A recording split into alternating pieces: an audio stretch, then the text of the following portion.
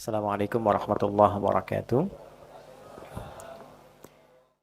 Rabiul Awal itu bulan yang spesial terkait dengan umat Islam karena ada sisi historis yang tersambung pada kehidupan Nabi Sallallahu Alaihi Wasallam. Nabi itu lahirnya di bulan Rabiul Awal, hijrahnya pun tiba di Madinah di bulan Rabiul Awal, dan wafatnya pun di bulan Rabiul Awal. Jadi Rabiul Awal itu jadi spesial karena merekam perjalanan kehidupan Nabi dari terlahir sampai wafat. Yang perjalanan ini berisi petunjuk-petunjuk kehidupan langsung yang dengan itulah kemudian diharapkan siapapun yang mengikuti dan mempraktekkan petunjuk kehidupan ini menjadi pribadi yang lebih baik, sukses dan bahagia di dalam kehidupan dunia, di alam kubur, sampai akhiratnya. Karena itu, Rabiul Awal bukan hanya sekedar memberikan gambaran kepada kita untuk mengingat tentang kelahiran Nabi, tapi juga sekaligus menjadi ruang kontemplasi untuk merenungkan sejauh mana capaian kehidupan kita mampu meneladani Nabi hingga detik kita berada dan berkehidupan sampai dengan saat ini. Di titik inilah hari ini kita akan mencoba membahas yang spesial. Kita coba simpan sejenak kajian rutin kita tentang fikih salat. Hari ini karena waktunya mesti menunggu dalam durasi setahun, kita akan belajar dulu tentang 5 kriteria akan misi Nabi Shallallahu Alaihi Wasallam di muka bumi. Yang 5 inilah nanti menjadi penentu keberhasilan kita sebagai umat Nabi Muhammad. Nah, jadi kalau ditanya misalnya begini, apakah Anda umat Nabi Muhammad? Kita jawab iya. Nah, terus ditanya buktinya apa? Nah, jadi mesti ada pembuktian ya. Setiap klaim itu kan ada pembuktian. Ayah sayang kepada anak. Buktinya apa? Dia memberikan perhatian, dia memberikan kasih sayang, kebutuhan yang membuat anak itu jadi baik. Ya, jadi kalau Anda hanya memberi kebutuhan anak itu belum jadi ayah yang baik. Tapi kalau memberi kebutuhan dia yang merawat anak itu sehingga tumbuh orang tua yang baik. Ada ayat-ayat tersendiri di dalam Al-Quran menjadi parameter tingkat keberhasilan kita sesuai dengan tugas-tugas kehidupannya. Sebagai pribadi, sebagai anak, sebagai suami, istri, orang tua, kakek, nenek, cucu ke bawah, dan turunan yang lainnya. Nah, 5 ini yang coba kita keluarkan dengan cepat, dan di titik itu nanti mudah-mudahan ada waktu kita untuk berdialog, insya Allah. Baik, kita mulai dengan Al-Quran surah kedua, Al-Baqarah, ayat 129.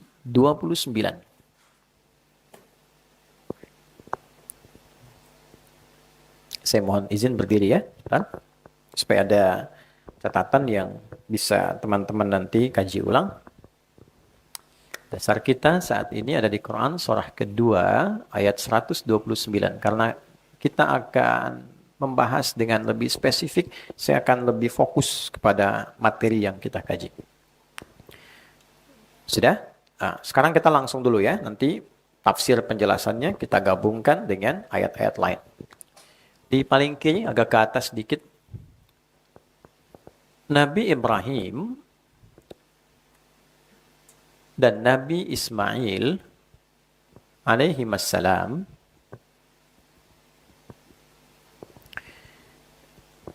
mendapatkan peluang tugas dari Allah untuk meninggikan pondasi Ka'bah yang sempat hancur, terbawa bah atasnya di era Nabi Nuh alaihissalam.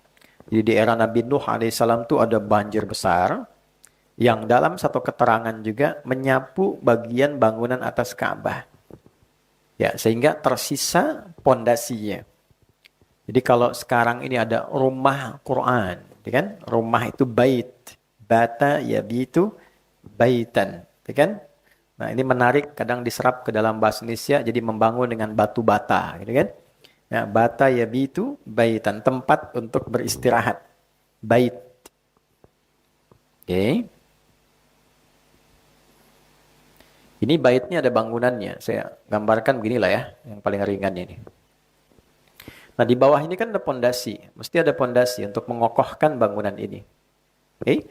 Pondasi itu kalau satu disebut qaidah namanya. Oke? Kalau banyak, tidak hanya satu, maka dijamakkan menjadi qawaid. Qawaid begini. Saya bulat ya. Ka'bah itu berapa sisi? 4 ya. Maka minimal pondasinya ada berapa? 4. Tunggal atau jama'? Jama'. Berarti yang digunakan kaidah atau qawaid? Qawaid kan? Berarti kita cek di sini ya. Oke. Ini kan disebut Baitullah kan? Ka'bah itu ya. Ya, rumah pertama yang menjadi penanda kiblat yang dibangunkan untuk manusia. Jadi kalau Anda akses Quran surah ketiga Ali Imran dari ayat 96 sampai 97 kita temukan ayat itu inna awwala baitin wudi'a linnas. Sungguh rumah pertama yang dibangunkan sebagai kiblat untuk manusia. Sehingga ada riwayat dalam kitab Akhbar Makkah jilid yang pertama itu ada riwayat menyebutkan Ka'bah itu dibangunkan, bukan manusia yang bangun. Oke? Malaikat ditugaskan membangun Ka'bah. Sehingga berbentuk seperti ini tampilan rumah Allah, gitu kan? Baitullah. Bait. Ada ruang di dalamnya. Singkatnya, kalau seperti ini jadi bait. Ingat ya kata ini saya bulati lagi. Di sini ada qawaid. Jadi kalau qawaid hanya pondasinya saja 4 sisi di sini. Ini ya. 1, 2, 3, 4. Ini ya. Kalau jadi bangunan sini disebutnya apa? Bait. Sehingga Ka'bah disebut dengan Baitullah. Nah, ini majas ketakiasan. Rumah Allah maksudnya Allah memerintahkan dibangunkan sebagai kiblat untuk manusia. Ya, untuk beribadah kepada siapa? Allah. Nah, di era Nabi Nuh alaihissalam, ini hikmahnya. Allah mengizinkan banjir bah itu, lihat catat kalimat saya, Allah mengizinkan untuk menyapu juga bagian atas Ka'bah ini, sehingga tersisa itu 4 sisi dari pondasinya saja. Tuh. Ini kan? Ini tertutup juga, tertutup. Baik, dari era Nabi Nuh ke Nabi Ibrahim kan cukup jauh jaraknya. Ya, Ibrahim alaihissalam bin Azar atau bin Nahur, bin Abir, bin Kinan, bin Arfakhshad, bin Sam, bin Nuh alaihissalam. Kurang lebih ada 6 generasi ke atas. Ya kan? Baik. Setiap generasi bisa panjang kan usianya. Ya, nanti semakin pendek usia, semakin mengecil postur tubuh, semakin dekat ke kiamat. Nah, tapi jangan disimpulkan lihat orang pendek besok kiamat. Tidak juga ya. Itu definisinya kita perlu perdalam. Singkatnya, di era Nabi Ibrahim alaihissalam, maka beliau diperintahkan oleh Allah, diberikan isyarat oleh malaikat untuk menunjuk area Ka'bah ini yang dulu sempat hancur, bagian atasnya terkena bah, ditunjukkan di bagian pondasinya, diperintahkan meninggikan kembali. Bukan membangun, tapi meninggikan kembali. Bahasa Arabnya meninggikan tuh rafa'a. Ya, kalau ingin dibentuk ke progresif gitu ya, akan meninggikan, naikkan lagi ya, maka menjadi yarfa'u, yarfa'. Ditinggikan, tinggikan. Oke. Ini yarfa'u. Diperintahkan untuk ditinggikan kembali. Maka diabadikan peristiwa ini di Al-Baqarah ayat 127. Jadi kalau Anda lihat 2 ayat ke atasnya, nanti kita akan temukan. Jadi ayat 127. Quran surah kedua Al-Baqarah ayat 127. Wa idh yarfa'u. Ada ya? Kita temukan kata yarfa' pertama ya. Wa idh, dan ingatlah. Ingat itu kan mesti ada memori yang masuk sebelumnya. Ada peristiwa, baru kita ingat kan? Oke? Terus saya tanya begini, Mas Billy, ingat gak kemarin kita ketemu? Tapi gak pernah ketemu kan, gimana mau ingat? Ya kan? Kemarin kan kita gak ketemu kan? Nah, apa yang mau diingat? Mesti ada peristiwa terdahulu dulu, baru kita ingat kan? Oke? Nah sekarang, bagaimana kita mengingat? Kita pun gak pernah menyaksikan ini. Nah, maka idh itu punya 3 arti. Oke? Pelajari, pahami. Ya, mengingat. Baru dengan mempelajari, memahami itu, Seakan-akan ada rekaman visual dalam pikiran kita untuk mengingat peristiwa dengan pengetahuannya. Walaupun tidak mengetahui kejadian saat itu berlangsungnya. Jadi kalau menemukan kata idh, ya di antara pemaknaannya, coba pelajari, pahami, sampai mengerti. Dengan mengerti itu kita ingat. Ya, dan dengan ingat itu pesannya yang kita bawa. Bukan peristiwanya, hanya menjadi cerita. Jadi di Quran itu tidak ada dorongan cerita sekalipun kisah menjadi dongeng itu nggak ada. Semuanya pasti ada hikmahnya. Ya, kenapa ada kisah Nabi Yusuf begitu lengkap? Kenapa Nabi Musa begitu detil? Tapi ketika cerita Nabi Soleh cuma sedikit. Ya, ketika cerita Nabi Dzulkifli cuma sedikit namanya aja. Kisahnya nggak detil, pesannya apa? Nah, itu ada temanya tersendiri. Nah, tarik ke sini. Wa idh yarfa'u Ibrahimul qawa'id minal bait. Dan pelajarilah, pahami sampai engkau mengerti. Setelah paham, mengerti, ingat ya nanti hikmah yang terkandung dalam peristiwa ini. Ketika Ibrahim alaihissalam diperintahkan oleh Allah untuk meninggikan kembali. Wa idh yarfa'u Ibrahim, ini qawaid, ini minal bait. Ketika Nabi Ibrahim diperintahkan oleh Allah untuk meninggikan kembali pondasi Ka'bah yang sempat tersapu bagian bangunannya di era Nabi Nuh alaihissalam. Wa Ismail, dan Ismail. Oke, sekarang saya tanya gini.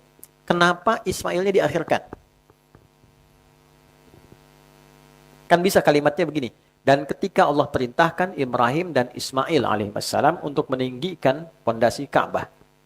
Ya, kan bisa begini di luar Quran. Wa idh yarfa'u Ibrahimu wa Ismailul qawaid minal bait. Kenapa tiba-tiba wa idh yarfa'u Ibrahimul qawaid minal bait wa Ismail? Nah, cepat ya, waktunya terbatas. Jadi, kalau disebutkan bersamaan, itu artinya perannya setara, sama.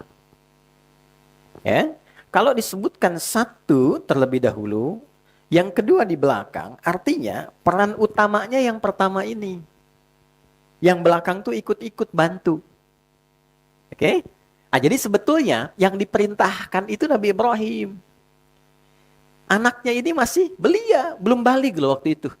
Ya ada menyebutkan sekitar 3-4 tahun. Tapi saking merasanya kasih ayah kepada beliau dalam perjalanan hidupnya, jadi ketika ayah dapat tugas, itu punya rasa ingin bantu. Ingin bantu. Jadi begitu anak ayahnya diperintahkan, anaknya pengen bantu. Padahal masih kecil, masih belia. Sehingga dalam fikih keluarga, dibawa ini sebagai pesan moral yang sangat tinggi. Bagaimana seorang anak bisa punya kasih yang dalam kepada ayah. Sampai pekerjaan ayah pun dia ingin hadir membantunya. Maka pesan moralnya, berikan perhatian kepada anak. Sehingga dengan perhatian itu muncul rasa dari anak untuk peduli terhadap beban yang diamanahkan pada orang tuanya. Jadi poinnya. Ya, makanya Nabi Ibrahim kan viral. Kenapa disebut Ibrahim? Ada dua makna kan? Ya, Abraham atau Abram itu punya dua arti. Satu, ada yang mengartikan sang petualang, sang pelintas yang melintasi berbagai daerah untuk bertugas. Ada yang mengartikan dari Abun Rahim. Ibrahim Abun Rahim. Bapak yang penuh kasih. Saking kasihnya, anak lahir diperintahkan untuk berdomisili di Mekah yang masih gersang, biwadin ghairi dzi zar'in inda baitikal muharram. Bayangkan, untuk mengapresiasi pengorbanan ayah ini, turun surat dengan namanya langsung Ibrahim. Kalau Anda akses di ayat 37 itu menarik tuh. Ya. Ketika ditinggalkan di tempat gersang, ini baru lahir, masih merah, dengan ibundanya disimpan satu tempat dan ditinggalkan. Perintah Allah begitu. Tapi bukan ditinggal saja. Beliau di Palestina, anak di Mekah. Itu setiap pertumbuhannya teman-teman, sesibuk apapun. Anda bayangkan, beliau nabi, rasul, seorang ayah, punya tugas mencari nafkah, tapi tidak melupakan perhatian pada anak. Itu masih menyeberang untuk melihat anak saya tumbuh bagaimana. Seperti apa asinya. Ada masalah asi dapat dari mana airnya. Dengan siapa bergaulnya. Sampai kelak mau nikah pun masih diberikan arahan. Nah, rasa itu yang membuat Ismail itu punya kedalaman untuk bisa merasakan beban ayah. Tarik ke kehidupan kita nih. Ya, sehebat apa sih figur ayah sekarang? Sesibuk apa sih? Nabi bukan juga kan? Maaf ya, gitu kan? Kan belum naik status jadi Khalilullah kan, kekasih Allah gitu. Nah, sesibuk apa dan apa yang mau dicari? Kan kita nyari sesuatu di luar itu untuk ke dalam kan? Nah, di titik ini kita mesti ingat dan ingatlah, ingat loh ya. Jangan sampai kesibukanmu sebagai seorang ayah membuat lupa dengan pertumbuhan anakmu. Sehingga anak itu nggak kenal figur ayahnya. Yang paling luar biasa berbahayanya, jangankan merasakan beban, kenal pun tidak gitu. Ya, lebih kenal tetangganya, temannya dibandingkan ayahnya. Figurnya hilang. Dan ketika fase ia sudah tumbuh ke fase butuh teman di luar lingkup ayahnya, hilanglah kesempatan mendapatkan rasa kasih itu. Itu poinnya. Jadi kalau ada anak merasakan sesuatu yang berbeda, ya, tidak merasakan pekerjaan ayah, jangan dimarahi dulu. Tapi balik dulu ke dalam diri kita, renungkan dulu. Mungkin ada bagian dari kehidupan kita sebagai seorang ayah yang belum sampai perhatiannya pada anak. Itulah rahasianya kenapa di Al-Quran jarang ditampilkan sosok perempuan dalam masalah ini. Selalu laki-laki. Luqman, wa idh qala Luqmanu libnihi wa huwa ya'idhuhu. Ya, Yakub dengan Yusuf alaihissalam. Kemudian ada tokoh-tokoh lain, ya seperti Ibrahim. Kenapa? Karena ibu itu sudah otomatis ada di dalam rumah dan pasti punya kedekatan dengan anak. Sehingga yang disentuh ayahnya. Kenapa? Karena tugasnya banyak di luar. Tapi filosofinya dibangun oleh Quran. Jangan sampai kesibukanmu di luar melupakan juga tanggung jawab pokokmu yang ada di dalam. Kan nyari harta buat ke dalam. Jangan sampai hartanya dapat tapi yang di dalam tidak terawat. Itu poinnya. Bisa dipahami ya? Nah, tapi yang lebih berbahaya, yang ibu yang nggak dikenal anak. Lebih repot tuh. Ya? Oke, balik ke sini. Nah ini jadi ketika beliau diminta untuk meninggikan bangunan, beliau sudah pondasi, beliau meletakkan kakinya. Pijakan pertamanya untuk bisa meninggikan itu lagi disebut makom namanya. Pijakan pertama untuk mengerjakan sesuatu yang terhormat. Ya, dan itu nanti menjadi jejak kehidupan. Makanya orang-orang baik kalau meninggal itu diarahkan dulu namanya makamnya. Di mana makam syekh ini? Jarang disebut kuburan. Di mana makam kiai ini? Ya karena ada jejak kebaikan dari perjalanan orang soleh ini saat hidup. Jelas ya? Maka ketika dipijakkan itu sampai sekarang diabadikan menjadi makam Ibrahim namanya. Ya. Tidak ada hal-hal mistis di dalamnya dan seterusnya, tidak. Ini menunjukkan jejak yang harus dipelajari. Justru dengan jejak itu diteladani dalam kehidupan. Jejak pertamanya. Nah, poinnya adalah ketika beliau di sini sedang berpijak, ingin menyusun batu-batu kembali, datanglah anaknya dari sisi sini. Membawa batu. Dia pengen ikut nyusun. Oke? Nah, sehingga area ini sampai sekarang disebut Hijr Ismail. Ini. Ukurannya sebetulnya segini tuh. Segini sampai sini. Cuma nanti terjadi satu musibah di zaman Nabi, ada yang menyebutkan kebakaran. Ini kemudian terkena, direnovasi. Ya, tapi menarik nih. Harta orang-orang kaya saat nyumbang itu nggak cukup untuk memperbaiki Ka'bah seutuhnya sampai segini. Sehingga tersisa bagian ini. Ketika ditanya, kenapa nggak cukup? Komen mereka, ini harta kami yang paling halal. Oke, bayang? Wah, jadi yang bermasalah, yang kaya-kaya gitu kan, di waktu itu mengeluarkan ternyata saking banyaknya harta. Tapi kalau sedekah itu keluar yang sedikit. Ya, ditanya kenapa? Karena ini yang paling halal.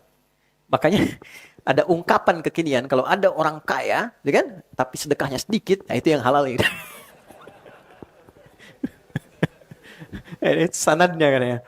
Oke, ini kembali ke sini ya. Tapi akhirnya bukan berarti nggak bisa punya kemampuan kan untuk diselesaikan.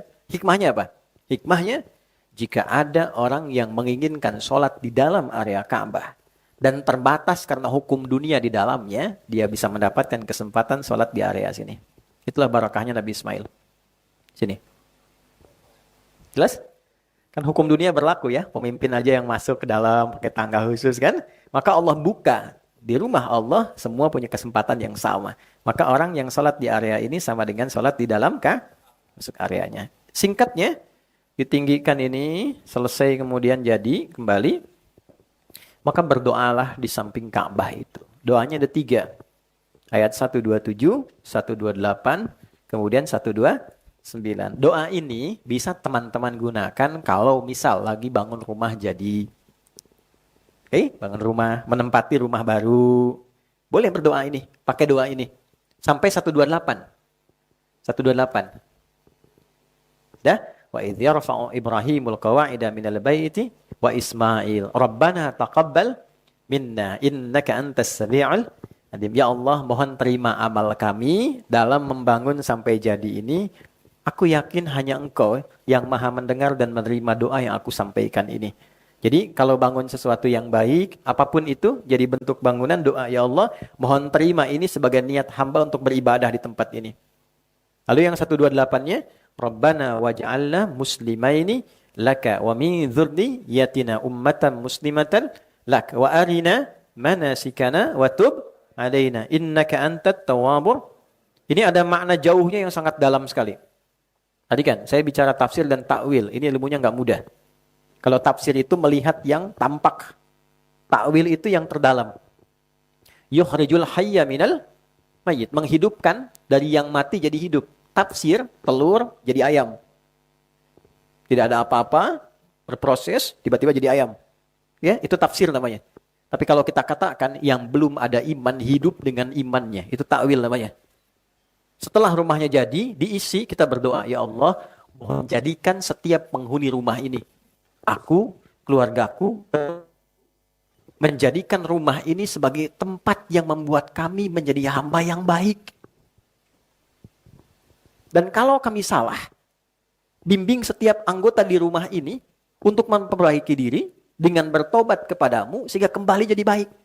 Dan mohon tunjukkan kami upaya menjadi orang baik dari tempat yang rumah telah selesai kami bangun ini. Itu diantara doa yang bisa teman-teman kemudian terapkan dalam kehidupan kekinian. Nah, pokoknya saya langsung ke ayat 129. Perhatikan baik-baik. Rabbana wab'ats fihim rasulan minhum yatslu 'alaihim ayatika, 1, wa yu'allimuhumul kitaba, 2, wal hikmah, 3, wa yuzakkihim, 4, innaka antal azizul hakim. Ada? Oke. Saya dulu pernah titipkan Mas Dimas ya, paket untuk buku Quran itu ya. Ada, nanti dibagi aja. Supaya nanti pas kajian bisa buka sambil lihat ya. Nanti ditandain. Kalau ditandain nanti saya tugasin menghafal pertemuan berikutnya. Nah, passwordnya masuk sini, tes dulu tuh. Oke.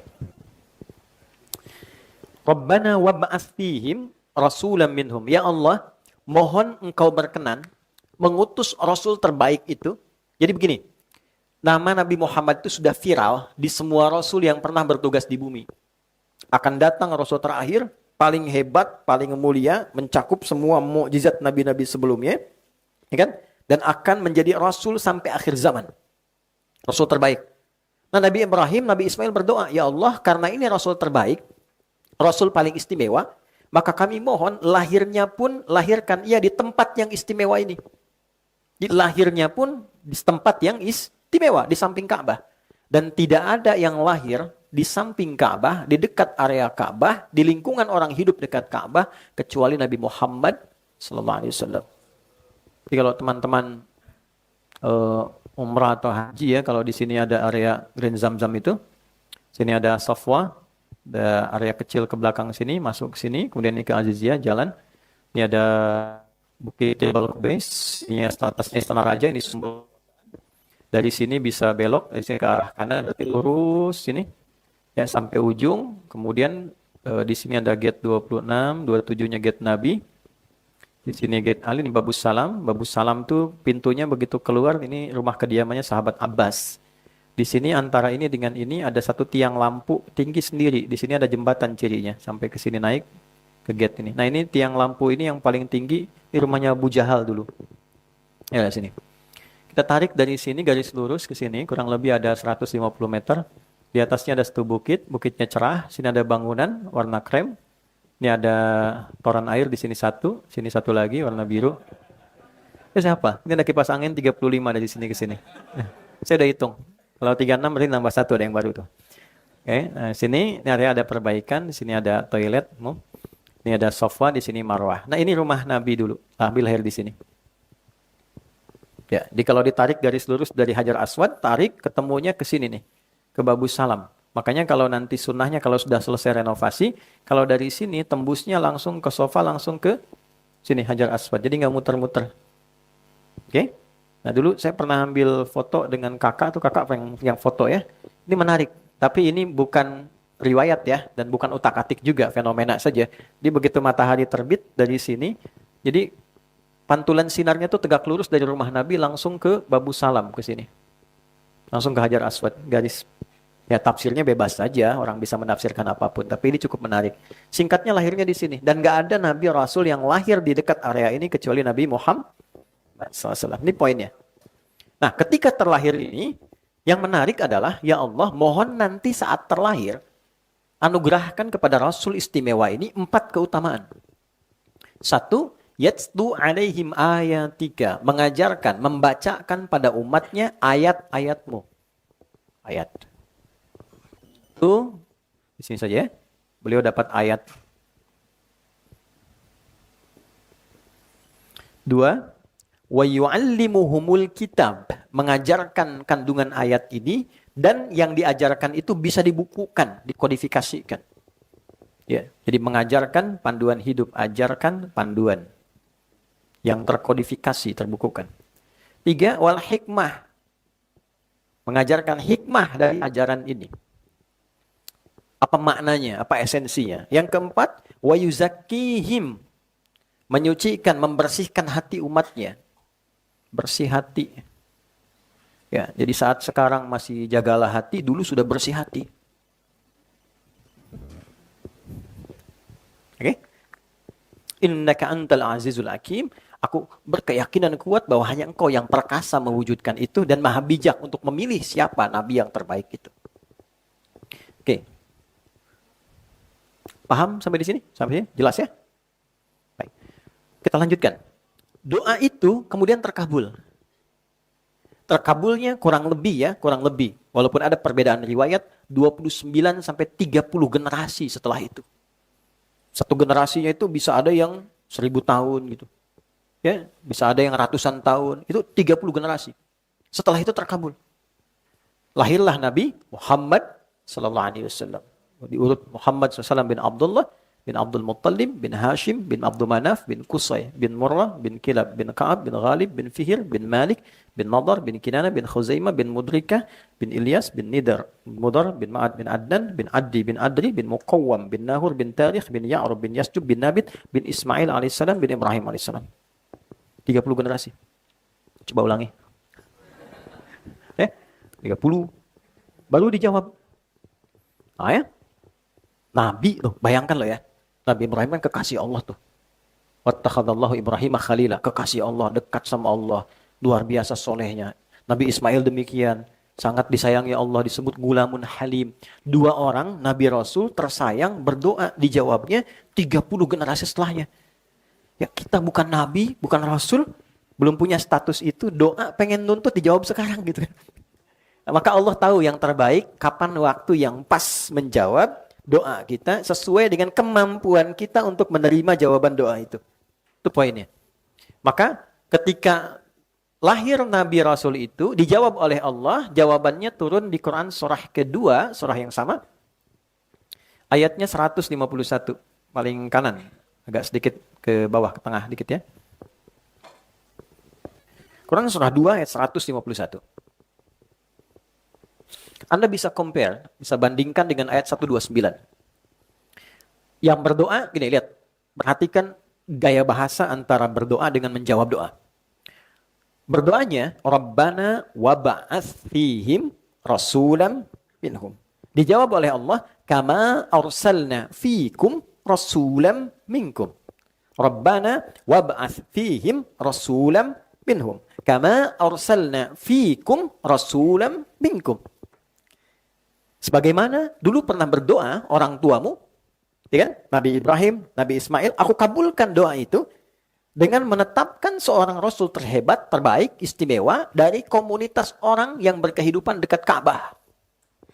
Doanya dikabulkan. Jadi ini prinsip untuk menunjukkan tidak ada doa yang tidak terkabul sepanjang itu baik.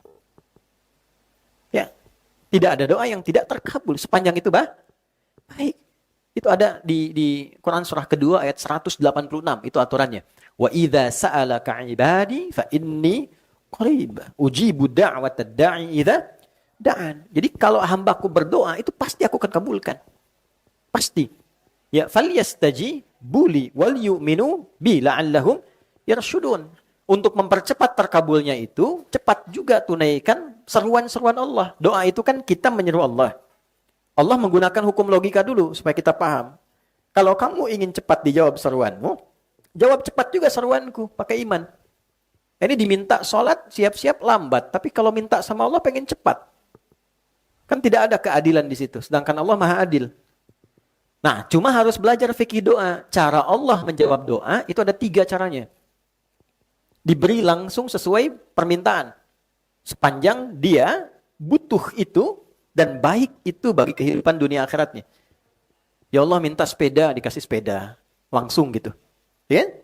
2, Allah berikan penundaan waktu sampai ia punya kemampuan menggunakannya secara benar. Oke, kita gunakan hukum logika sebentar. Anda punya anak usia 5 tahun. Pengen minta dibelikan motor. Oke? Tapi Anda punya kemampuan untuk membelikan itu. Dibelikan nggak? Tidak kan? Nanti deh ya. Setelah nanti sudah bisa pakai itu, baru ayah berikan. Sekarang pakai yang ini dulu. Motor-motoran. Ya kan? Setelah dia sanggup, baru diberi kan? Nah sama Allah memberikan pada kita. Allah kan maha tahu tentang kita.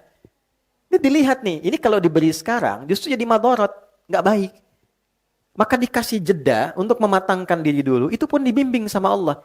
Dan kadang-kadang manusia itu unik, ketika diberi itu nggak sadar kalau itu permohonannya yang dulu. Gitu loh. Ya? Sehingga syukurnya agak telat gitu. Nah yang ketiga, perhatikan kalimat ini ya. Allah mengganti apa yang Anda inginkan dengan apa yang Anda butuhkan. Nah, bikin status tuh. Allah mengganti apa yang kita inginkan dengan apa yang kita butuhkan. Anak sakit, minta ke ayah. Ayah pengen jeruk. Terus kata dokter, dicek nih jeruk gak bagus. Yang cocok nih apel katanya. Ya kan? Diberikan apel, dia nangis dulu kan. Gak mau, pengennya jeruk kan. Terus Anda bilang gak apa-apa, nah ini apel rasa jeruk gitu kan. Saya dikasih tahu. Dipaksa dulu kan? Itu yang terbaik untuk dia. Kadang kita minta sesuatu, dikasihnya lain. Sebetulnya itu jawaban doa juga. Cuma nanti goalnya ternyata sama, ini loh yang saya cari sebetulnya. Cuma caranya berbeda. Ya Allah minta motor, dikasihnya mobil gitu. Gitu kan nerimanya enak ya. Kalau sebaliknya kan beda. Ini balik sih. Nanti itu ada bab itu. Jadi saya biasanya kalau kasih materi biasanya di kumpulan teman-teman pebisnis apa itu. Nah itu fikih rizki dahulukan tuh ya sebelum mencarinya.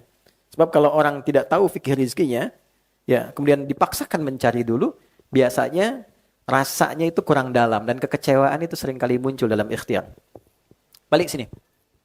Maka dikabulkanlah kemudian ini dengan bahasa yang indah. 1. Kama arsalna fikum rasulan minkum.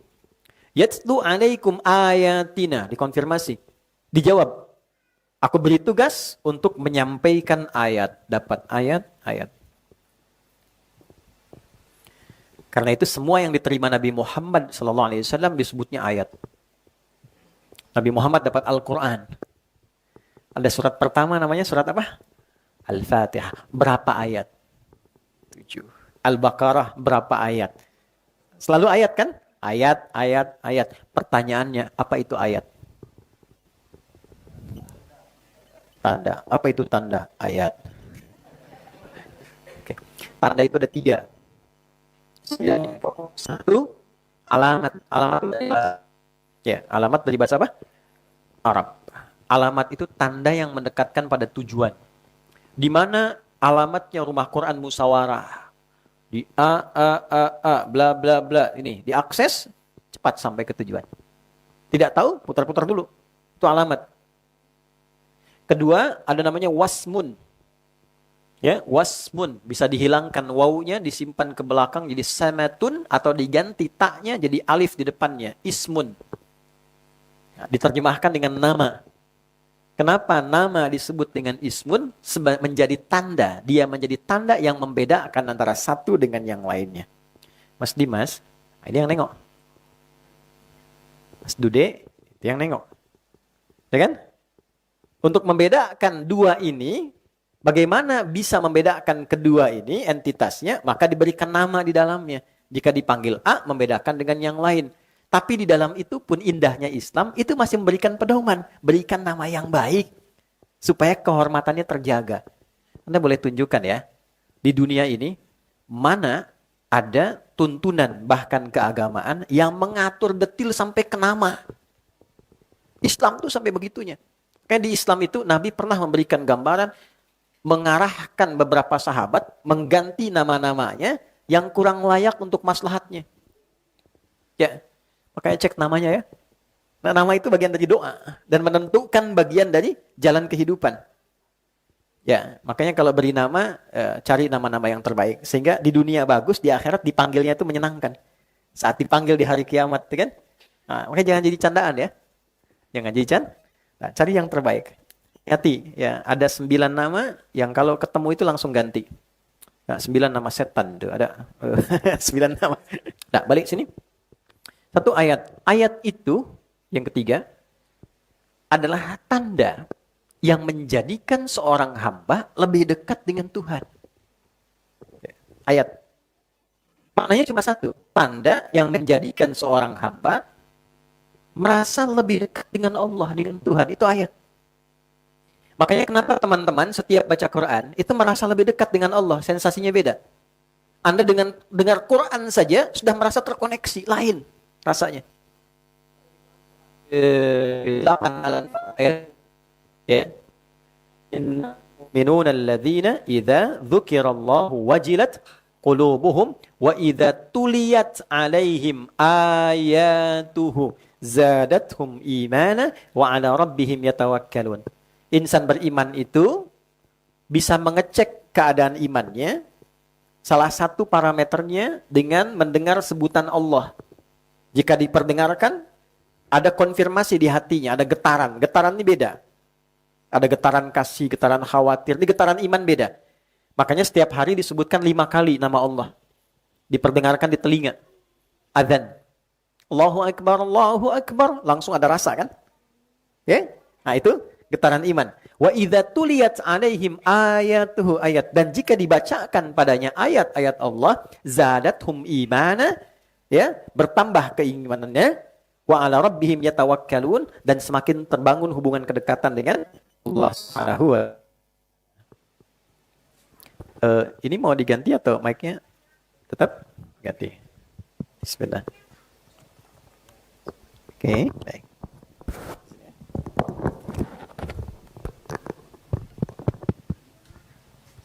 Cek.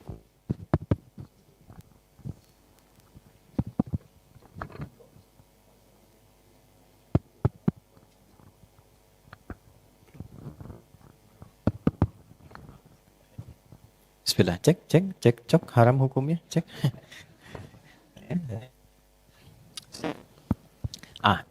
Sekarang kita ngaji agak dalam dulu ya, agak dalam. 6.236 ayat, itu isi Al-Quran. Tahan dulu ya, pelan-pelan. Karena dia punya fungsi ayat, otomatis segala yang ada di Quran itu membuat kita menjadi semakin lebih dekat dengan Allah. Satu. Pelan-pelan ya.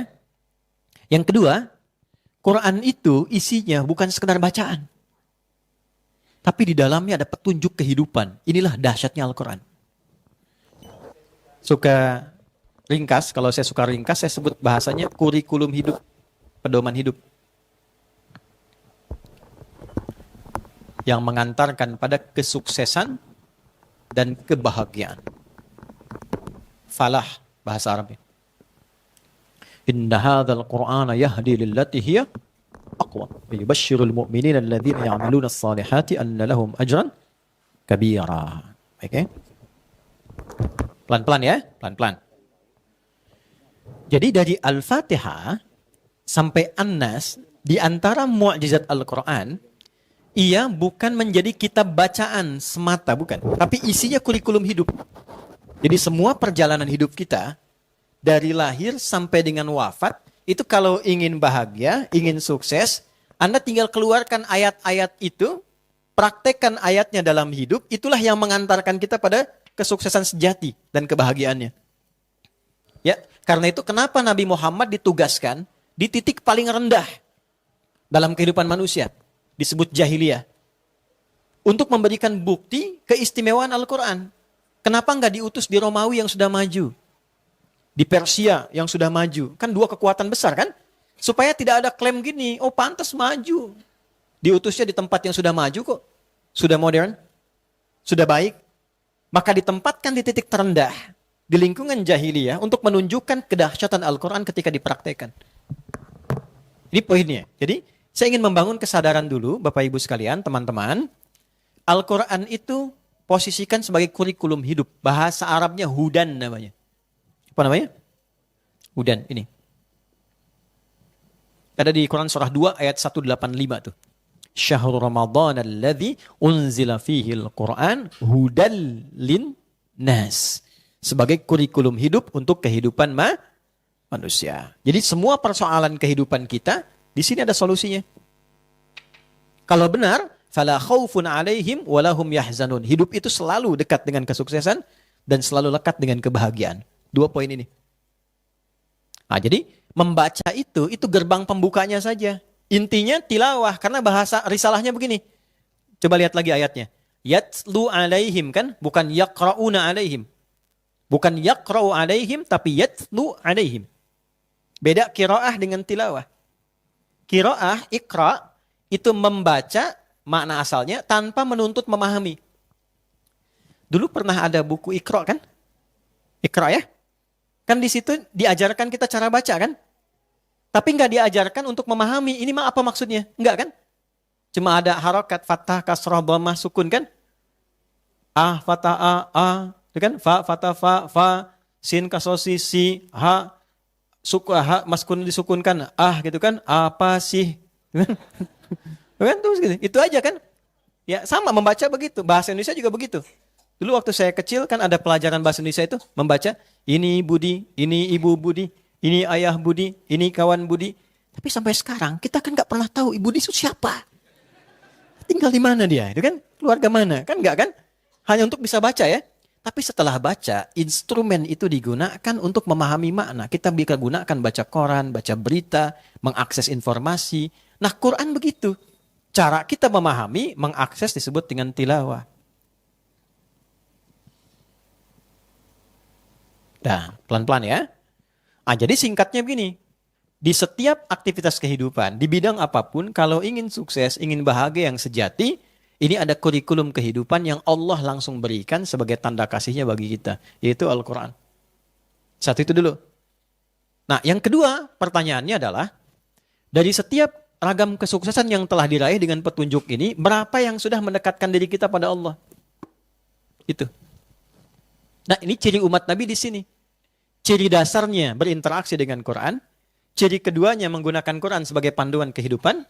Ciri ketiganya dijadikanlah hasil dari panduan itu untuk mendekatkan diri pada Allah. 3 ini. Nah, sekarang tolong muhasabah, koreksi sampai kita berkehidupan dengan usia saat ini. Dari bagian pertama saja berapa yang sudah kita tampilkan. 1, interaksi dengan Al-Quran. Hari ini udah ngaji belum? Kemarin ngaji enggak? Dan Quran ini akan menentukan dunia dan akhirat kita. Orang pertama masuk surga yang diminta itu konfirmasi Qurannya. Iqra waqar. Silahkan baca bacaan Quran yang biasa engkau baca saat di dunia. Fa inna akhira qiraatika akhiru manzilatika fil jannah. Akhir bacaanmu itulah akhir tempatmu di surga. Tuh, kita dipaksa untuk mendapatkan kebaikan dari Quran ini, diminta untuk baca. Dikonfirmasikan. 1 dulu tuh. Coba dicek ya. Sayang nggak sama Nabi kita? Sayang ya? Saya tanya gini, kalau ada orang yang paling kita sayangi, terus kirim surat sama kita, mau dibaca nggak? Sekali atau 2 kali? Berkali-kali. Semakin rindu atau semakin, sekali aja baca suratnya gitu? Rindu kan? Bahkan nunggu lagi kan? Nah, katanya sayang sama Nabi. Cinta sama Nabi. Itu kan? Nabi kirim surat pada kita yang dititipkan oleh Allah. Allah titipkan lewat Nabi Muhammad untuk disampaikan. Kita dapat sekarang suratnya. Nah, pembuktian kasih sayang itu berapa banyak kita buktikan untuk membaca surat-surat itu dalam kehidupan kita. Itu poin dulu. Nah, jadi identitas Nabi Muhammad itu ya sebagai seorang rasul, seorang nabi diberikan sifat melekat kepadanya sekaligus menunjukkan identitas umatnya. Jadi bisa diketahui ini umat Nabi Muhammad salah satu cirinya dengan adanya interaksi umat ini dengan Al-Qur'an. Ini. Oke. Kalau ada yang mewariskan warisan istimewa, penting, nilainya berharga, pengen nggak dapat? Ah, bukan cuma pengen, kadang ada yang rebutan kan? Gitu ya? Baik. Nabi mewariskan Al-Quran dalam kehidupan. Taraktu fikum ma'in tamasaktum bihima lan tadilu abada. Aku wariskan 2 pusaka. Kalau engkau jaga 2 itu, nggak akan pernah susah hidupmu. Warisan pertamanya kitabullah Al-Quran. Nggak akan susah hidupnya. Nah, ini adik-adik nih yang belajar, yang betul belajarnya. Kalau benar Qurannya itu hadir dalam jiwa, ini jaminan Nabi nih, nggak akan susah hidupnya. Semua ahli Quran tuh nggak ada yang susah. Apapun profesinya. Nggak ada istilahnya minta-minta di dunia itu nggak ada. Quran sudah hadir dalam dirinya kok. Ini poinnya, 1 nih. Ya, jadi ini ciri umat Nabi yang pertama. Yang kedua, mohon izin ya teman-teman. Ada keinginan mengeluarkan pedoman Quran supaya dibawa dalam hidup. Dan indahnya semua aktivitas kita ada di sini nih. Tinggal keluarkan ayatnya. Misal nih teman-teman nih apa aktivitasnya nih? Jangan aktivitas dulu ya, identitasnya dulu nih. Sebagai anak, apa ayat-ayat yang terkait dengan anak nih? Keluarkan. Dari mulai merawatnya, mendidiknya, mengarahkannya, karakter anak itu dibentuk luar biasa. Di Quran itu dijelaskan tahapan-tahapannya. Dari pertumbuhan dalam rahim, begitu melahirkan apa yang cocok, saat tumbuh bagaimana. Itu ayatnya ada semua. Nah kadang-kadang begini ya, mohon maaf pada para ibu ya. Kadang ibu berharap anaknya menjadi soleh, tapi panduan soleh itu nggak diikutin. Atau nggak diakses gitu. Saya pengen anak saya jadi anak yang soleh. Bagaimana mengeluarkan anak itu, panduannya menjadi soleh, nah petunjuknya sudah Allah sampaikan di Quran. Soleh itu kan menggabungkan 4 kan. Sehat fisiknya namanya thayyib, sehat sifatnya namanya khair, sehat perilakunya namanya ma'ruf, dan dikerjakan karena Allah, dekat dengan Allah namanya ihsan. Kalau digabungkan 4 ini, thayyib, khair, ma'ruf, ya, itu ihsan, 4 digabungkan namanya soleh. Makanya semua orang tua kalau berharap ingin anaknya jadi soleh. Itu ada di Quran surah 7 ayat 189. Ya da'awallaha rabbahuma la in ataitana salihah lanakunanna minasyakirin. Sejak mulai mengandung sudah berdoa sama Allah pengen anak yang soleh. Nah itu ya, itu contoh. Sekarang jadi suami, jadi istri, pernah nggak dikeluarkan ayat tentang suami, ayat tentang istri, ayat tentang ayah dan ibu? Kenapa di Quran ada panggilan bunai? Selalu tuh, kalau sudah dipanggil bunai, pasti anaknya manggil ayahnya abati. Selalu begitu. Tentang pekerjaan, yang berbisnis, pernah nggak mengeluarkan ayat-ayat bisnis di Quran? Yang di birokrasi, pernah nggak mengeluarkan ayat-ayat birokratis dalam Quran? Kalau mau simple, keluarkan petunjuknya, susah kan? Dari aksesnya itu, keluarkan sekarang petunjuknya yang sudah disusun oleh para ulama. Ada namanya kitab Jami'. Jami'. Bukan masih Jami'. Jami'. Imam Al-Bukhari mengeluarkan tema-tema Quran dan disusun menjadi 97 tema. Ya, lalu diberikan judul, tema A, tema B, di bawahnya subtema, ayat Qurannya apa, hadisnya apa di bawahnya. Kalau perlu penjelasan diberikan komentar singkat. Maka beliau beri nama Al-Jami As-Sahih Al-Musnad Al-Mukhtasar min umuri Rasulillahi sallallahu alaihi wasallam wa sunanihi wa ayyamihi. Nah, coba ulangi, Pak. Karena panjang sering kita singkat jadi Sahih Al-Bukhari. Itu kitab Jami. Ini adalah kumpulan tema yang aku akses dari hadis-hadis Nabi yang sahih, aku cari sanad validasi kesahihannya, dan aku temukan aktivitas keseharian Nabi yang mampu aku akses berdasarkan keterangan-keterangan dari ayat Quran, hadisnya, lalu praktek kehidupannya. Yang belajar misalnya ada Kitabul Ilmi, topik tentang ilmu, dari mulai cara menghafal, cara belajar, waktunya kapan, ada di topik ketiga. Yang bertanya tentang iman, kenapa iman saya naik turun? Kalau sedang naik semangat, kalau turun malas. Ada Kitabul Iman, topik kedua. Yang di pemerintahan tuh Mas Primus ada di Sahih Muslim, Kitabul Imarah tuh. Ada beberapa hadis di dalamnya. Kan? Yang di bisnis tuh, Mas Ipo dan kawan-kawan ada kitabul buyu', ya, kitab tentang bisnis. Dan nggak ada orang pakai kurikulum ini, bisnisnya kembali modal tuh nggak ada. Nggak ada balik modal, selalu balik untung. Selalu balik untung. Menarik gitu. Ya, dan semua aspek yang di keluarga, ya, teman-teman tuh, bagaimana hubungan di keluarga, diajarin dari mulai persoalan di dalam karakter suami kalau punya masalah begini dengan ibu mertua, ayah mertua, mungkin dengan ipar, macam-macam ada semua turunannya. Itu menarik tuh. Nah, inilah yang disebut ayat. Nah, puncaknya ketika kita mengerjakan aktivitas itu, sejauh mana aktivitas ini membangun kedekatan kita dengan Allah ini. Jadi ibu merawat anak. Allah sudah berikan anugerahnya, dipakai merawat. Sekarang pertanyaannya, bagaimana perawatan itu membuat anak ini lebih dekat dengan Allah? Kenal Allah enggak? Disekolahkan di mana? Di tempat yang dia mengenal Allah atau tidak? Nah, jangan-jangan sudah Allah beri dan anugerahkan, ya, tapi petunjuknya nggak digunakan sehingga anak itu alih-alih menjadi syafaat saat di hari kiamat, kan jadi syafaat anak itu salah satunya dengan izin Allah. Karena hafalan Qur'annya, karena sholatnya, itu dicari nanti. Salah satunya jejak orang tua yang pernah meminta anaknya sholat. Kalau dulu mungkin pernah dijewer waktu kecil ya, sekarang mungkin ditepuk, itu jejaknya dicari itu. Sampai ke situ ya. Pernahkah ada upaya orang tua untuk mengarahkan anaknya dekat dengan Allah? Jejaknya dicari sampai ditemukan. Jadi syafaat ke orang tuanya. Ya, jadi kayak menghafal Quran dan sebagainya itu nggak main-main. Ya, ini ayat. Puncaknya adalah semua kegiatan kita membuat diri kita lebih dekat dengan Allah. Itu poin tertingginya. Kalau cuma capaian kesuksesan ya yang belum beriman juga bisa.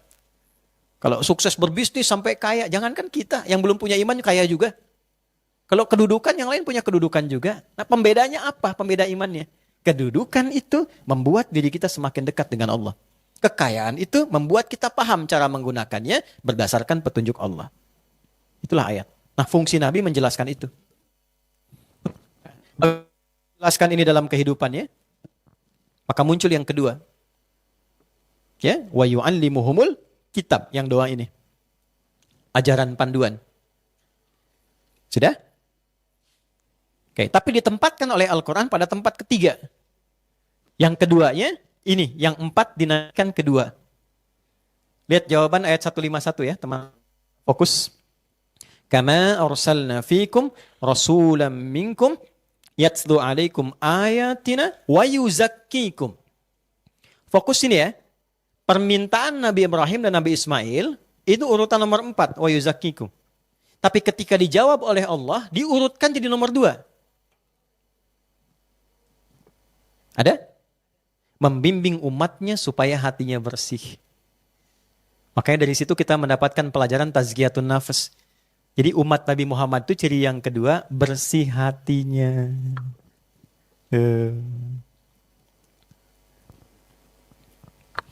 Ada teko nggak? Teko.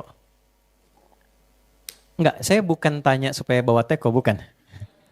Saya gambarkan, tahu kan teko ya? Baik, kalau di dalamnya ada kopi, keluarnya apa? Ya, kalau di dalamnya air bening, air kan? Dalamnya susu, keluar susu. Berarti teko itu hanya mengeluarkan isinya kan? Hati juga begitu. Kalau kotor, yang keluar di lisan kotor. Di mata jadi kotoran, melihatnya penuh amarah. Ke telinga pengen dengar yang kotor-kotor aja, yang baik-baik gak mau dengar. Ah, kamu sok soleh gitu kan? Karena biasa dengar yang salah, makanya soleh gak biasa. Gitu. Nah, isi hati itu begitu. Itu ada di Al-Arba'in itu nomor hadis yang ke-6. Ya, ala wa inna fil jasadi mudghatan idza salahat salahal jasadu kullu wa idza fasadat fasadal jasadu kullu. Ala wahyal qalbu. Dalam diri kita ada qalbu, di situ penentunya. Kalau itunya bersih, semua tubuh bersih. Ya. Mungkin di sini ada dokter atau ahli biologi yang bisa gambarkan nanti dengan lebih baik pengetahuan saya. Ini ada logikanya sederhana dulu. Waktu biologi kan kita dapatkan tuh di bagian jantung itu kan ada 4 bagian ya. Ada serambi kanan, kan? Serambi kanan. Kalau nggak salah atrium ya, atrium kanan istilahnya. Bawahnya kan ada bilik kanan, ventricle. Nah, terus di sini ada serambi kiri,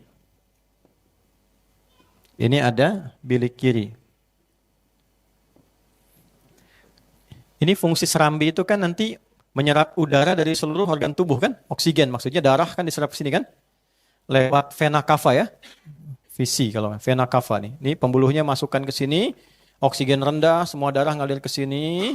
Di sini nanti diteruskan ke bilik kanan untuk dipompa. Tuh kan? Kemudian dari sini nanti dibawa lagi ya ke paru-paru, dari paru-paru diolah. Kemudian di sini disalurkan ke serambi kiri. Di sini sudah bagus, sudah bersih. Dari sini ke bilik kiri dipompa melalui aorta untuk kembali ke seluruh tubuh. Jadi dialirkan oksigen, darah semua ke sini ya. Tapi penemuan terbaru yang mau saya tunjukkan. Ini kan area jantung nih ini.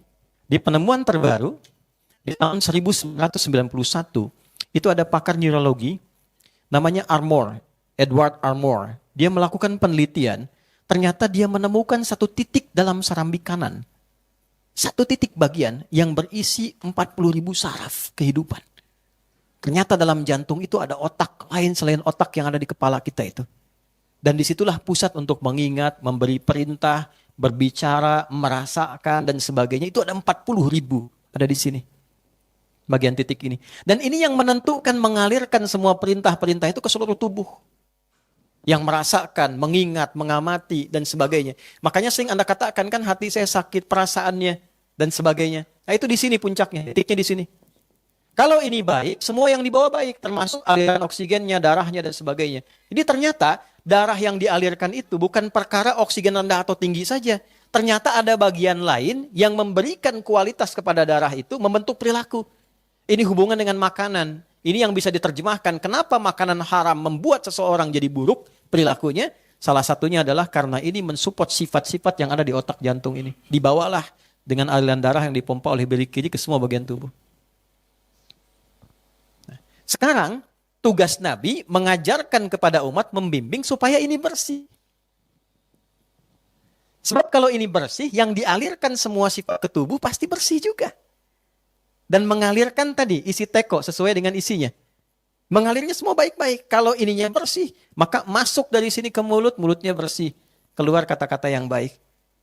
Ya, tembus ke mata, melihat, memandang yang baik-baik sampai seujung kaki. Nah, ini yang tidak ditemukan dimanapun. Perasan kebaikan itu yang disebut dengan takwa namanya.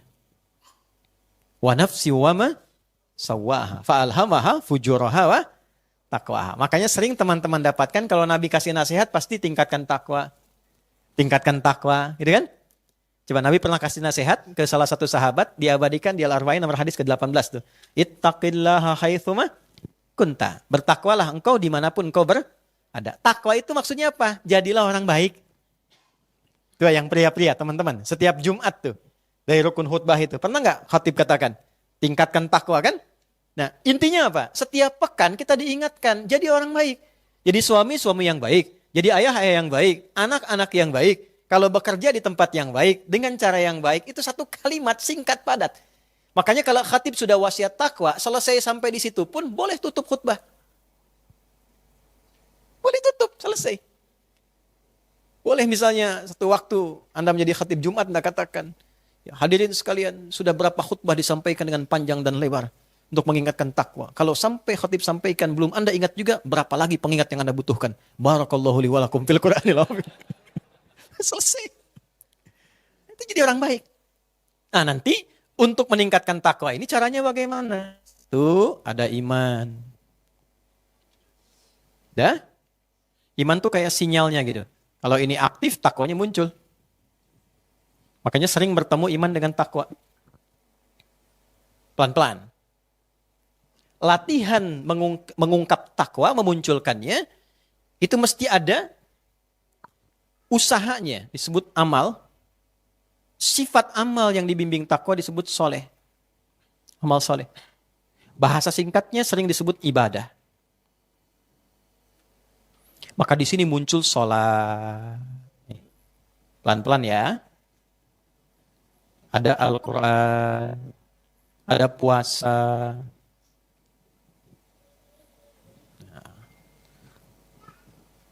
Pelan-pelan. Gak apa-apa, kalau ini saya senang. Kalau ayahnya baru masalah. Biarkan anak dengan dunianya. Kecuali kalau Mas Dude bolak-balik sini, ya, nah itu saya tanda tanya itu. Balik sini ya, pelan-pelan ya, pelan-pelan. Oke. Jadi ternyata ketika kita diminta sholat, sholat kan dibimbing Nabi kan? Nabi mengajari kita sholat kan? Sampai pentingnya sholat, itu Nabi sangat ketat. Ada sahabat baru selesai sholat, kata Nabi, kamu belum sholat, ulangi lagi. Saking ketatnya. Nah sekarang hikmahnya apa? Kenapa diminta seperti itu dengan ketat? Ternyata sholat itu salah satu jalan untuk membuat kita menjadi lebih baik. Supaya hatinya bersih. Ya kan kita hafal ayatnya tuh. Biasanya awalnya tidak hafal, tengahnya hafal, ujungnya lupa. Ya, ini tengahnya. Innas sholata tanha 'anil fahsya wa munkar. Ingat kan? Awalnya lupa. Oke, berikan saya 7 menit ya, sebentar ya. Nyambungkan. Ini sholat. Jadi fungsi sholat itu mencegah sumber keburukan. Sumber kekotoran itu cuma 2. Kalau bukan fahsya, itu mungkar. Fahsya, keburukan yang bersumber dari syahwat. Kata-kata kotor, jorok, zina, porno aksi, pornografi, LGBT itu fahsya. Mungkar, perbuatan yang diingkari hati. Maaf, sumbernya nafsu perut dan akal.